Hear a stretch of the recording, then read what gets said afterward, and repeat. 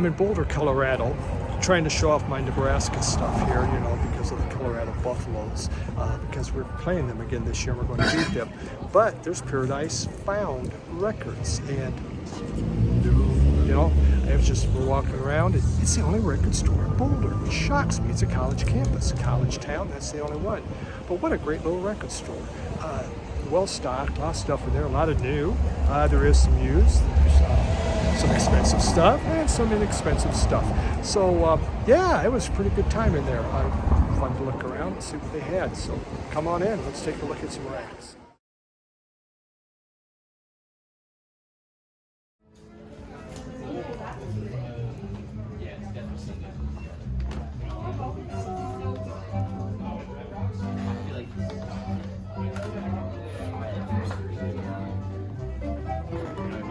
Like that kind of person.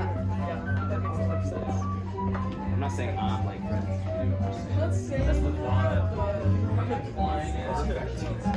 fun. You doing good over here, sir? Dynamite. How about yourself? Still doing all right?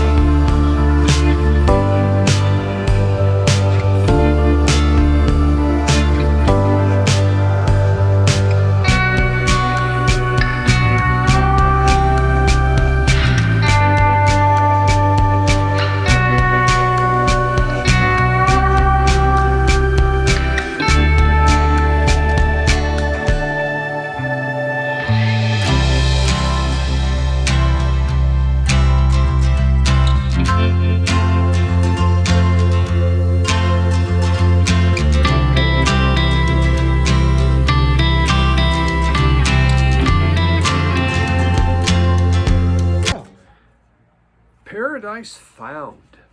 As I mentioned, it's in Boulder, Colorado. There's information on them. And for those of you, if you want to contact them, their contact information. Nice store. As I mentioned, it is surprising that Boulder, a very large college town, has one record store, but it used to have a bunch more. They all left town because you couldn't afford the rent was just too expensive. So it's like, record stores. For those of you that have record stores or have dreamed of it, for the most part, you're not going to become a millionaire. You might, you never know. Maybe you have a great YouTube channel, I don't know. Or you have someone like me that visits a lot and, gives you a lot of support. Who knows? But this was very good. I did buy, we have a t-shirt. I bought a t-shirt there, and yeah, and the back was really kind of pretty neat. See that? That's nice. Skulls and crap like that. So yeah, Paradise Found. Did I buy a record? No, I didn't. How about that one? It's time. I met Tice, Sound of Minder, I believe is the channel name. I'm sorry, Tice, if I screwed that up again. But it really nice. I mean, just wonderful guy, and he's going to be busy. We hopefully in August we can get together, maybe go hit a record store together. Otherwise, I have my wife with it. She's patient to a point. Eventually, okay, are we done? Are we going now? And it was a really hot day, so it kind of cooled off. So I didn't spend a ton of time in there to browse, but I wanted to let you see what they had.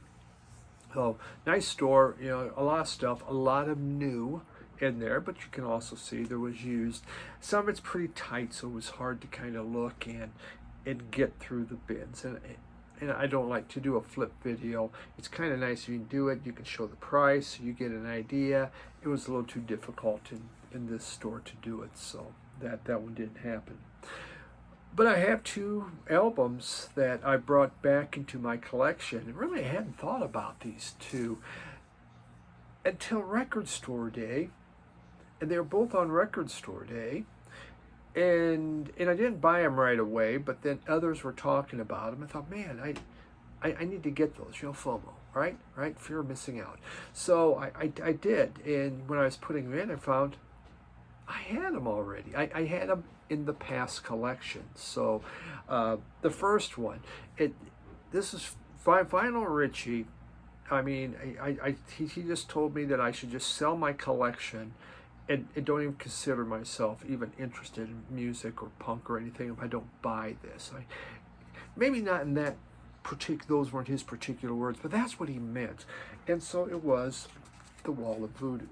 And this is, it's their EP that had come out, was it back in the very early 80s, I believe. It's on a kind of a cool vinyl there, isn't that? That's nice. And there is a insert. Go. And also, it's kind of 1980 is when it originally came out. And then you have a poster of the cover. Now, I had an original of this, and I remember, you know, I had Wall of Voodoo, and I heard it on Mexican radio. And so, you know, I said, oh, look at that, there's another Wall of Voodoo thing I found. It was in a bargain bin, so I bought it. And I put it on, and there was, it's upside down, it's sideways. There was no Mexican radio on this one. You know, not a song that wasn't like that. I go, oh, wow, this is a little disappointing. I've now re-listening to this, it's like, oh my God, this is so good. And so Vinyl Richie, I mean, absolutely right. I'm glad you were raving about this because I forgot I had one. And re-listening to it, like so many albums that we re-listened to, you know, we're talking, what was it, 1980? Think about that, over almost, you know, 44 years later, we listen to this, go, wow, I really like that. That's really, really good. That's better than Mexican radio. So, yeah, I wish I had my original. Though, quite honestly, this goes for more than what an original goes for. Beats me. You can get an original cheaper. Then you can buy the record store day one, at least on Discogs. I got that from my local Radio Wasteland. I say local, but Jim still is my local, though he's like hundreds and hundreds of miles away. If I want something, I said, Jim, are you able to get this? And generally he can. And so, yeah, I'll keep supporting. He's my local Michigan record club.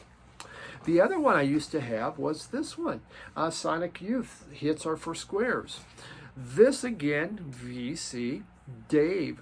I think he's now back to be called the Vinyl Ambassador. Now, Dave, you went back to your old, it was the Vinyl. I don't know. The Vinyl Ambassador, it's right here. That's Dave's. He had a channel name, I had it down. Local Bandography, Dave at Local Bandography. There we go. Damn you people who change your channel names. Stick with it and just suck it up. If you don't, you know, just keep it. Damn you. But Dave said, man, this came out, it was really good. He goes, did you get that? I says, no, I didn't get it, Dave. And he goes, what's wrong with you? Do you not understand what great music is? And I'm a fan of Sonic Youth, but not all of Sonic Youth. Well, this is a 2-album set, and it is, it was picked, the songs were picked by other artists. Look at that, that's a very nice vibrant gold, isn't it? And, you know, on side one, you do have 100% I Like by Mike D, picked that one. Beck picked Sugar Cane, and Radiohead picked Cool Thing. Well, those are bing, bing, bing. I mean, 3 just top-notch ones. And then you have a variety of other songs on there by the different artists who said, these are it. They may not be the hits, but remember, hits are for squares. I'm a real square because I really, really, really like hits a lot. The inside, very nicely done. So this originally came out in 2008, and I bought the CD in 2008, and I had that. In 2010, it came out in vinyl, and I had the vinyl from 2010. I really wish I still had that. Yeah, that's not bad on that. They're a good price. But hey, I don't, and I didn't save the vinyl because, you know, again, only so much. So I forgot that I had this vinyl. You get 12,000 album CDs, you tend to forget. So I now have it back in the collection and happy to have it. So thank you, Vinyl Richie. Thank you, Dave, Local Bandography, aka Vinyl Ambassador, for pointing out what I missed on Record Store Day and correcting my sins. I feel cleansed now because of them. So that's what I brought back to my collection. 2 just fantastic albums. Happy to have back that I actually appreciate more now than when I originally bought them. It happens all the time. That's the beauty of going back into your collection and pulling things out and go, either I'm getting rid of this or I'm really going to like it. Thanks, everyone. Appreciate you. If you're in Boulder, Colorado, check out Paradise Found. And they found it. They found it. They've been looking for Paradise. We've been looking for it all over the damn place. It's in Boulder, in a store that sells vinyl. Now you know. Thanks. See you on Sunday. Bye.